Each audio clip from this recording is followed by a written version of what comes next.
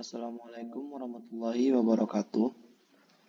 Perkenalkan, nama saya Marta Santra Wijaya, NPM 20753020 dari kelas MI 2A.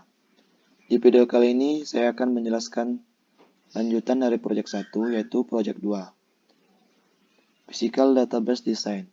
Apa itu Physical Database Design? Physical Database Design adalah proses yang menghasilkan deskripsi implementasi database pada penyimpanan sekunder. Mendeskripsikan relasi dasar, organisasi file dan indeks yang digunakan untuk mencapai akses yang efisien kepada data serta batasan integritas dan ukuran keamanan.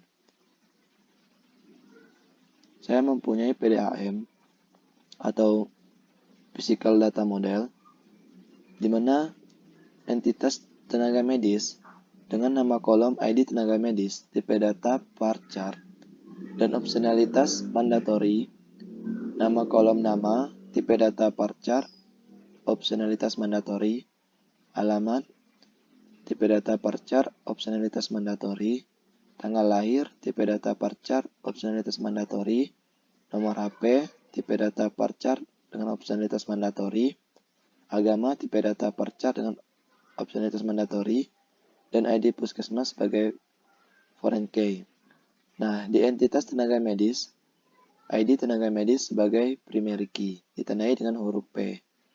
Selanjutnya, entitas puskesmas dengan nama kolom ID puskesmas, tipe data bar chart, nama puskesmas, tipe data bar chart, alamat, tipe data bar chart dengan opsionalitas mandatori, dan nomor telepon, tipe data date dengan opsionalitas mandatori.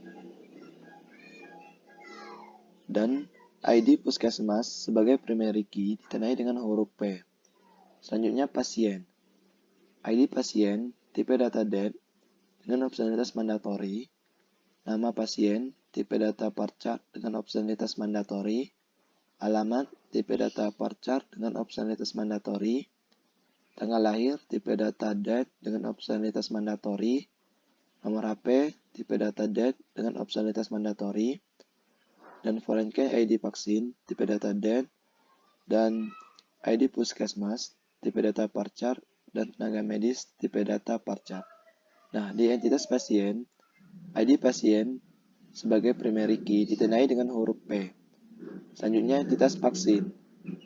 ID vaksin dengan nama kolom, tipe data date, dan opsionalitas mandatori, nama vaksin, tipe data bar chart dengan opsionalitas mandatori, harga, tipe data bar chart dengan opsionalitas mandatori, jenis, tipe data bar chart dengan opsionalitas mandatori, dan stok tipe data bar chart dengan opsionalitas mandatori, dan ID puskesmas sebagai foreign key. Nah, di entitas vaksin, ID vaksin sebagai primary key ditandai dengan huruf P.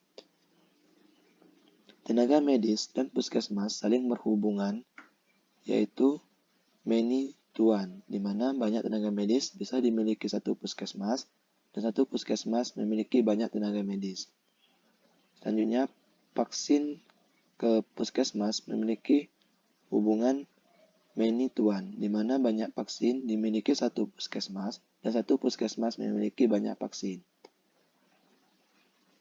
Dan pasien ke tenaga medis memiliki hubungan one to many, di mana satu pasien dapat ditangani banyak tenaga medis, dan banyak tenaga medis dapat menangani satu pasien.